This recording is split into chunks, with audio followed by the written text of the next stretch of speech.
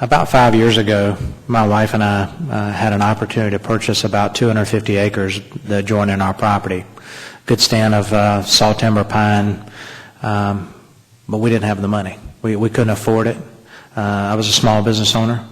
Didn't want to go into debt. Didn't want to go in tremendous amount of debt. Would have had to borrow some money. Discussed it with the bank and just decided that that was not what I wanted to do and obligate my children possibly of having to pay for this. And so we missed that opportunity. Was I concerned about what would happen to that property? Sure. Was I concerned it was going to be clear cut, never replanted? Absolutely. Was I concerned it was going to be developed into something that I didn't want, that was undesirable beside my property? Absolutely. But you know what? I didn't have the money. And I'm concerned about what seems to be an insatiable desire of the federal government, not necessarily just the Fish and Wildlife Service, but the government as a whole, to own more and more at a time when we just can't afford it. And we've got to come to the realization as Americans that, you know what, we may have to pass on some things because we can't afford it.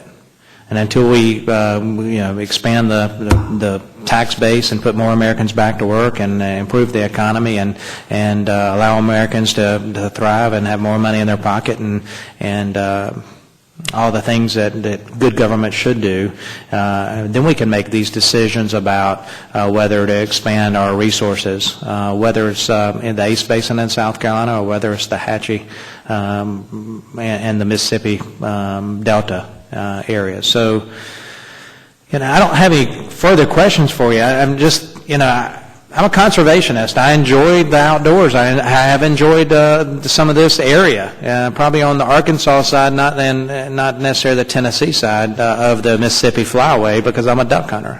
But I drive through this and through my gentleman from Tennessee's area, looking longingly at that hardwood bottom that's flooded in January, early January, wondering, I wish I could get out there and wade and watch the wildlife and maybe shoot some ducks. But as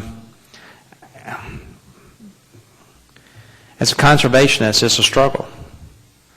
But as a father of 3 sons who are going to eventually work and have to start paying taxes to pay back this debt and hopefully have a family of their own and children of their own that are going to still be paying taxes on this debt that we're creating today, as a representative and a member of Congress representing this nation, not just the 3rd District of South Carolina, we've got to make decisions based on what's the right thing for our future generations. And I agree with you that trying to be frugal and setting aside property for future generations, as you mentioned, I don't disagree with you on that because I'm the benefit of leaders before me that have had that vision.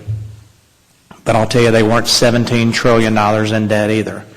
We've inoculated Americans on what $1 trillion really is. But I'm saying $17 trillion, America. That's a lot of money.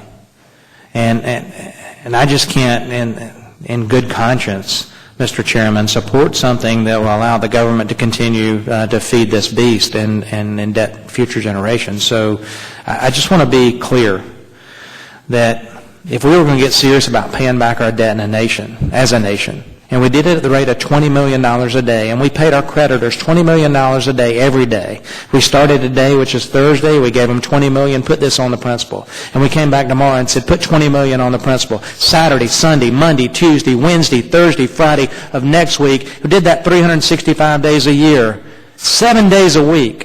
$20 million a day, and we got in the handy-dandy time machine, and we traveled back to the time that my Savior Jesus Christ was born, and we paid our creditors back $20 million a day every stinking day. From that day till now, we have not paid $16 trillion in debt. And we've got $17 trillion in debt to address as a nation. That's the stark reality of where we are as a nation with continuing running deficits and spending money that we don't have. As much as I would like to say, let's set that land aside, let's buy this land, let's create duck habitat, let's create opportunities for me and my boys to hunt and fish on properties in the lower Hatchie or the Chickasaw. As much as I want to say that, this overwhelming burden of our nation's debt and our borrowing and the deficit spending and an unbalanced budget overwhelms my desire to do that. And so we need to keep that in the forefront of our minds and take that under consideration. And with that, Mr. Chairman, I apologize for the rant, but I do yield back. Gentleman yields back, and Chairman now recognizes Mr. Fincher. Thank you very much. My colleague gets very aggressive sometimes, so I thought he was going to hit me there for a minute.